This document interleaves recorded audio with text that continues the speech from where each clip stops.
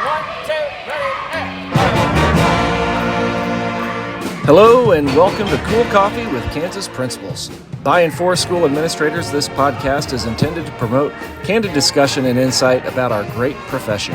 My name is Rick Sola, and as Communications Director for the Kansas Principals Association, I am the host, but I am certainly not the feature. Sit back, take a sip, and enjoy. This is Cool Coffee with Kansas Principals. Let's get started. Good morning, and welcome to another edition of Cool Coffee with Kansas Principals, specifically today with Mr. Kurt Seiler of Independence High School, USD 446, home of the Bulldogs. Good morning, Kurt. Morning, Rick. And it is bright and early, just about a 6:45 start time here on a Friday, October 4th. Kurt, I've got my morning coffee. What is your morning drink? I've got a Dr. Pepper. Okay. Whatever it is, we all have it. That's right. We got to have it. Before we get started on really an important topic, excited to talk about it, but important topic today of chronic absenteeism facing education, I do want to draw attention to the show notes for this and every show. There you're going to find a full transcript of today's show here with Mr. Seiler, and also contact information for him. And also a Google form to leave feedback or provide input or even express interest to be on this show. So please check that out in every one of our show notes. So, all right, Kurt, we had talked to each other a little bit through email before, and you had shared some interesting things, some positive things going on in Independence High School where you're at regarding chronic absenteeism, which is something not even just statewide but nationwide we're spending a lot of time working with. And just for that definition of chronic absenteeism, any student who misses 10% or more of the school year for any reason, including excused, unexcused, suspensions, and kind of a typical example is 180 days of instruction. Student misses 18 or more. That's about 2 a month. So it adds up really quick. But share a little bit about Independence High School and what has led to some of the things that we're about to talk about. Yeah, so just like I'm sure most of the schools across the nation, after COVID hit, the absenteeism numbers just shot up. And I attribute it to kids were at home for an entire quarter. In ours, some schools it was a lot longer than that, but an entire 9 weeks learning from home, it's hard to pull them back to get them to come to school on a regular basis. And so our chronic absenteeism numbers, our tardies, are really just our ADA, our average daily attendance, was extremely low from what we were wanting. So we sat down as an admin team and as a building leadership team to really try and target on how we were going to improve those numbers. And we came up with 2 really good policies in my mind. One is our good standing policy, and another is what we call J's for days. So I'll talk about the good standing policy first. So our good standing policy is you cannot have more than 2 in-school suspensions in a semester. You cannot have an out-of-school suspension. You cannot have more than 6 tardies to all your classes cumulatively for a 9 weeks. You cannot be ineligible academically, so not pass 5 new classes the previous semester. If you do all of those things and you're in none of those categories, you are what we call in good standing. And so if you are in good standing, you can attend any of our school dances. We also have a good standing event every single month. So for the month of September, we had a cornhole tournament. Kids signed up. We drew out, made their teams. They came in, had a cornhole tournament. We had a door prize. So we always give a door prize at our good standing event because not everybody wants to compete in cornhole or whatever we're having for that month, but they just want to come and watch. So we give a door prize. That's also how we track the data of how many kids are coming, because we give them a ticket, we keep a ticket, so that way we know how many kids are attending. And then we gave out a nice set of cornhole bags, like a professional set of bags to the winners. and had really good attendance. I think we had 70 to 75 students show up. And so for everybody that doesn't know Independence, we have 560 kids roughly in the high school. And so we want all those kids to be able to come enjoy these events, but do the right things to be able to enjoy it. So it's in the past, it's always been outside of the school day. This year, we're going to have a couple inside of the school day to allow the kids to get out of an advisory class and to come and do it. But just for reference, we've shown, when the new Top Gun movie came out a couple years ago, we showed that in our auditorium, just like a movie theater. We've had pumpkin carving contests. We've had Madden tournaments. We've had Mario Kart tournaments. We've had a lot of different things, and we actually have what we call a fun club that gets together and organizes these events. And that way we're getting kids' feedback on what's interest for the kids. But we track how many kids come in, and we want to make sure that we're rewarding kids for doing things the right way, those positive reinforcements. And so we've really seen an uptick of the number of referrals going down, the number of in-school suspensions and out-of-school suspensions have gone down because of it. And so we're trying to reward those kids for doing things the right way. That's awesome. There's a lot of different, just a lot of different incentives I'd like to get into. But question I had, you mentioned the good standing and what criteria that qualifies for. Does that reset each 9 weeks? You mentioned that for the tardies. Is that same with ISS, OSS, and so forth? I'm glad you brought that up. So the OSS is for the year. ISS resets at semester. The tardies resets at the 9 weeks. The grades resets at semester. But here's the thing about it, Rick. We don't want kids to feel like, because they did something wrong, they're just out, right? So they can, what's the word for? Not lobby. They can write a letter to their administrator. And so before we have a good standing event or before we have a dance, the week and a half prior, they can put a letter, submit a letter to us, writing basically what they've done wrong and how they're righting the wrong. So if they didn't pass 5 classes the previous semester, they write us a letter. I always tell kids that actions speak louder than words. So we'll pull up their grades. If they're currently failing no classes and they took the time to write us a letter, chances are they're probably going to be reinstated into good standing. If they're failing, a class or 2 classes, we tell them, hey, at this time you're not making the progress we want to see. Next month, go ahead, submit another letter, make the progress, and you can be back in good standing. So we allow them to try and I can't think of the word that we use. It's where they basically just write a letter to try and get back in good standing. So to answer your question, it does reset, but they can do it beforehand if they're doing things the right way. You had mentioned the Top Gun movie, so going back a few years, which, by the way, is one of my favorite movies. That movie's fantastic. Seen it multiple times, probably more than most movies. Yeah.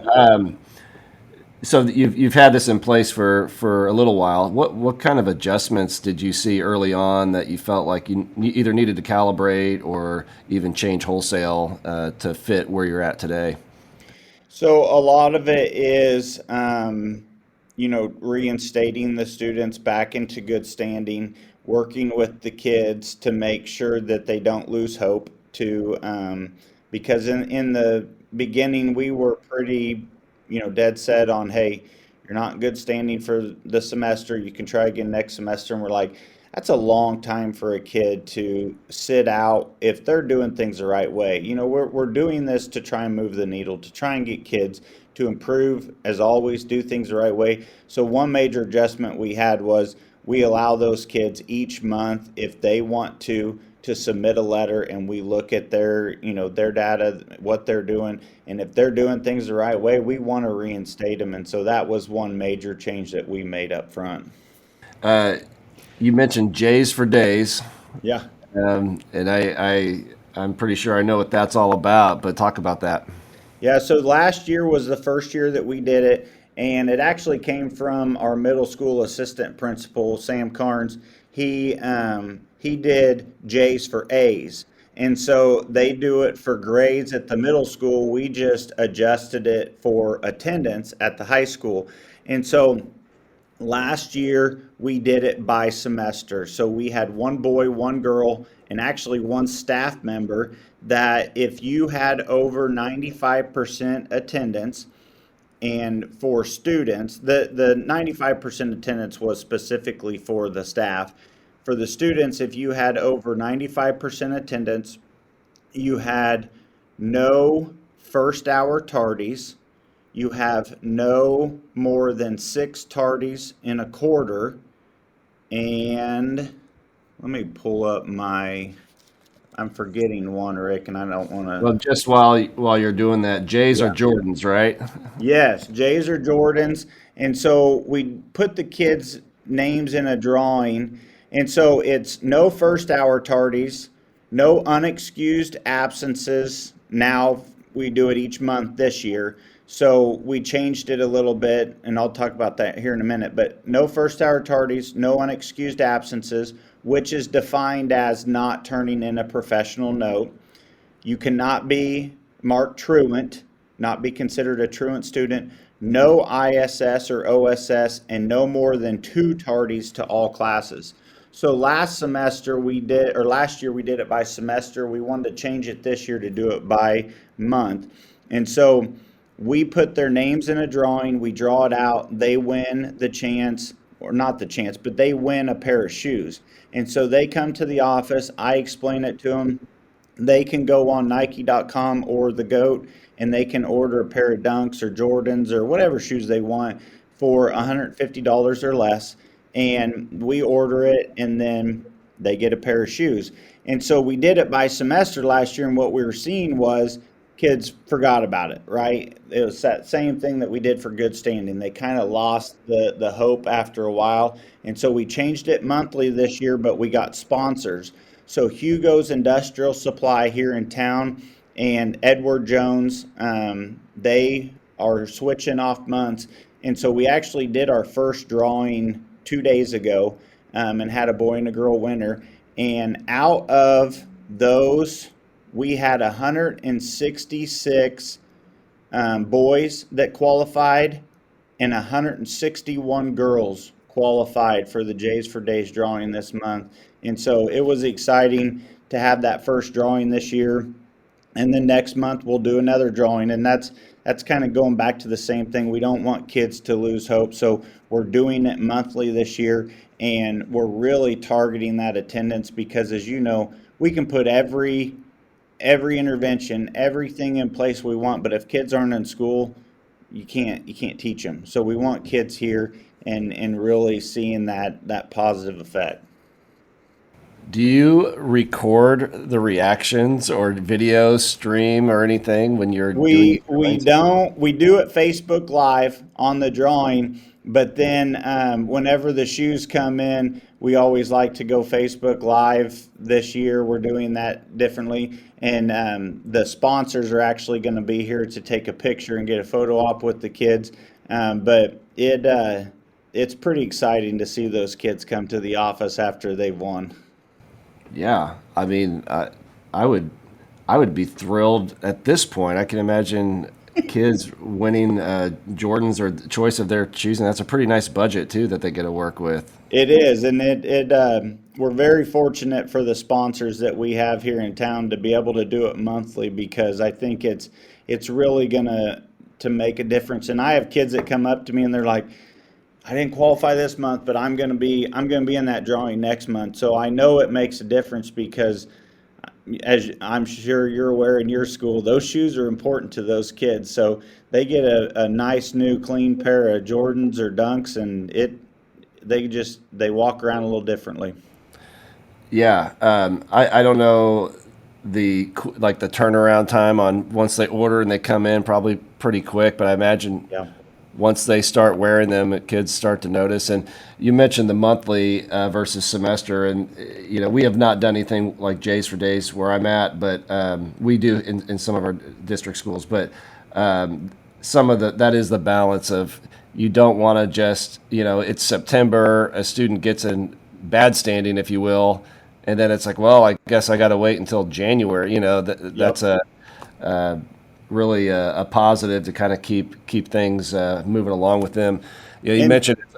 Oh, go ahead. Go ahead. And so to tell you a little bit about the data that we tracked behind it, so the school year before last year, for one semester, we had like 456 tardies. And in 1 year's time of implementing this program, it went down to 182 tardies. So it just cut down on the tardies huge. I mean, big time. Not only that, but our average daily attendance the year before we were at 92.47 ADA, which is not good at all. And we jumped in 1 year to 93.58. So we jumped over 1% in our average daily attendance, which, to a non-educator, that doesn't seem like very much. But when you look at average daily attendance and you're talking 560 kids over 7 hours a day, every day, like that's a pretty good jump for one school year. So the data is backing up what we're doing. Yeah, some of the things that I look at as, first of all, when you define chronic absenteeism and you see just 2 absences a month, someone can get sick in the middle of January and be out for 4 days, and so it really puts it into perspective. Some of the things that I have seen as challenges sometimes is when we have our natural long weekends, maybe around a President's Day or a Labor Day. There's cheaper flights or there's cheaper deals if you leave just a little bit earlier, and so we see some of that as well. Have you ever had any students come up and talk about adjusting family plans for any of your long weekends as a result of this policy? We have a lot of kids that choose not to miss, maybe because they have a haircut. We've seen that before where they go miss school to go get a haircut, or they do things. Those have all been eliminated. And it's not us harping on the kids. It's the kids not wanting to miss and take their name out of the running. And we tell them, we understand that you have doctors, dentists, appointments. Bring us a note, and that's excused, so you're not out of the running. So not only are we, cutting down on the overall absences, but we're getting more doctor's notes, dentist notes, professional notes turned in to us to excuse the absences, which is what we all want as educators. And so it's, to answer your question, we don't have a lot of kids that travel out of town in our community. We're a little bit lower socioeconomic, but we definitely have kids that are not choosing to miss because of certain things, because they want to be in that drawing for the Jays for Days. Well, and ultimately too, you're encouraging good life skills. If you're going to miss work, it's important that you communicate that. You do it the appropriate way, the way it's expected. Yeah. It's not that you can't. It's just that there's a process of doing it. And going back to earlier in the conversation, the digital or the kind of the what has led to this, the COVID, the digital platforms that we had several years ago, and I have seen that it's an annual conversation where I'm at as far as parent-teacher conferences, and I've said for a long time there's really not much mystery as to what goes on in our schools anymore between sharing out on social media. Google Classroom platforms, LMSs, whatever, that everything is accessible to parents who want it. And that is a challenge, as well as getting students in to see the relevancy of, there's value to you sitting in the chair of your teacher's classroom. Yeah. And not only that, but showing up to school on time, correlates to showing up to work on time. Our first hour tardies were just astronomical before we started this. And we'd have kids walk in, they're like, I'm late. Now with this policy, we have kids running into the building because they don't want to be late to first hour. And I tell them, if you're late to work, your boss is not going to like it. And we're just trying to teach you how to be successful in the professional world after this. And so the first hour tardies is big for me. Being to school on time correlates to being to work on time, and having no first hour tardies for an entire month that really is big on getting kids here and being in the seat on time. Yeah. Well, that's great. There a lot of really lot of really good ideas and thoughts. And we just had our district site council this week, so we bring the community together. The overarching topic was chronic absenteeism, and we had several breakout sessions, all with a different angle to it, and just a lot of really good things here. And you've got the data to back it up, and really intriguing the monthly giveaway because the months go quick. and, Yes, they do. and to be able to celebrate that on such a frequent basis, I'm sure keeps it at the forefront. Yeah, and so to talk about chronic absenteeism, our number is probably twice as high as what most schools are. So before last school year, which would have been the 22-23 school year, we had a 27% chronic absenteeism. In 1 year of implementing the J's for Days, it went down to 22%. And so we're hoping to get that number down into the teens after this year. It's way higher than I want it to be, even still with these policies, but any positive movement is good movement. So we are hoping to get that chronic absenteeism number down even further. The one thing I like too, you mentioned the supporters or sponsors of the J's for Days and just that community involvement as well. I think it's good for kids, it's good for the community, and that's always something that has interested me is how do we bring in our community, and what a fun thing for them. I mean, they get to stand there and be with a kid who just won Jordans, and nothing's more exciting than that, really.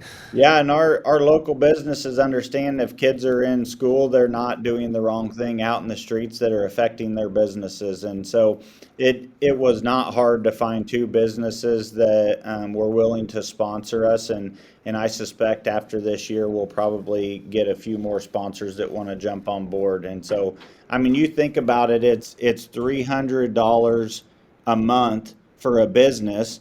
And so that over, a couple months, they write it off, but it's the positive interaction with the kids that they want to be in our building, they want to help out. And Hugo's Industrial Supply here in town, we do all of our business through them for buying all of our custodial supplies, everything that we do. Not only that, Edward Jones has all of our teachers on theirs. So it's businesses that already have a foot in the door that wanted to help give back. Yeah, and I love the tie-in conversation you have when a student is tardy or if it's a frequent concern, and it's like, hey, where are you going to be in a few years, and do you think this is going to fly? And before we wrap up here, I want to give you a chance talk about Independence High School, brag on your school, your people, your community. Let's hear about Independence. Yeah, I tell it anytime I go talk in town, anywhere I talk in the state, we're very fortunate with the kids that we have. You hear a lot these days, people talking bad about this generation. I don't think people understand all the good that these kids do. I mean, these kids are involved. They do service learning as a part of a graduation requirement. They give back to the community. You walk down our halls, you don't see kids pushing other kids. You see kids helping, somebody drops their books or their papers, 2 or 3 kids stop to help pick it up. I can't say enough of how good of kids we have here in Independence. And not only that, but community involvement. You go to a choir concert last night, our auditorium is full. We have, we seat over 700 people in our auditorium, it's full. We have a Friday night football game, the stands are full. It doesn't matter what event we have, the community comes out, they support our kids, our kids know it, and they're very fortunate to live in the community that we have. If you ever come through Independence, Kansas, we have a free zoo.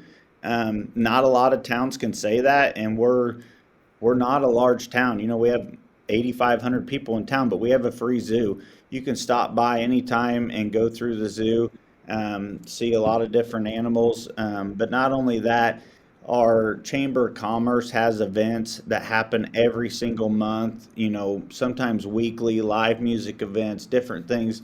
So it really is a great small town feeling, but it's a close-knit community. And I tell our kids all the time, they say, oh, I just want to get out of this town. I said, You might want to get out of this town, but I tell you, there is nothing like living in a small town where people stick up for one another and help each other out in hard times. And our town is that town, and our school is that school. And I'm proud to be a Bulldog and live here. That's great. Thanks for sharing all that. Just awesome. And who are you playing tonight? We were playing Chanute, and they're going to be tough. Okay. Is that a big rival for you down there? It is a rivalry. It's not quite as much as us in Coffeyville, who we had last week, but it definitely is a rivalry, and they're tough this year. How about you guys? Who do you guys have? Oh, you're putting me on the spot. So we feed into Olathe South, and it's homecoming weekend. I should know this. I'm going to the game tonight. Kurt, I can't tell you who South is playing tonight, but it is homecoming. I've got a freshman son up there, so he's my oldest, so it's our first kind of getting back into the swing of things. I went to South. I'm a South grad, so I'm a Falcon through and through. But darn it, you just outed me here. I don't know who we're playing tonight.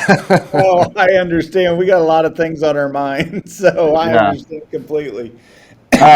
Hey, I really enjoyed this conversation, and at the end of a long week and early in the morning, I appreciate you getting on here and really sharing some things. I hope that others will hear, and if they're not, if they're struggling with some of the same issues that we're looking at nationwide, you shared a lot of really good ideas and thoughts that are applicable everywhere. So I really appreciate your time. If anybody wants to reach out and get more information, I'm always available. Email's usually the best way to reach me, kseiler at indieschools.com. That's KSEILER at indieschools.com.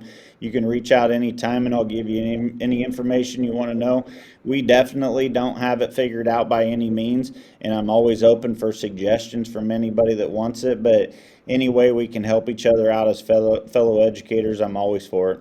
Yeah, I love that. And I'll put your email in the show notes here, too. People can click on that. So, Kurt, hey, happy Friday to you. I hope it's a good Friday, and we'll catch you next time. You too, Rick. I appreciate it. All right, thanks a lot. Check the notes section for more information on this episode and to learn more about the KPA and its mission to develop and support all principals through optimized learning, collaborative leadership, networking, and service. Be sure to check back in for our next episode and spread the word about Cool Coffee with Kansas Principals. Catch you next time.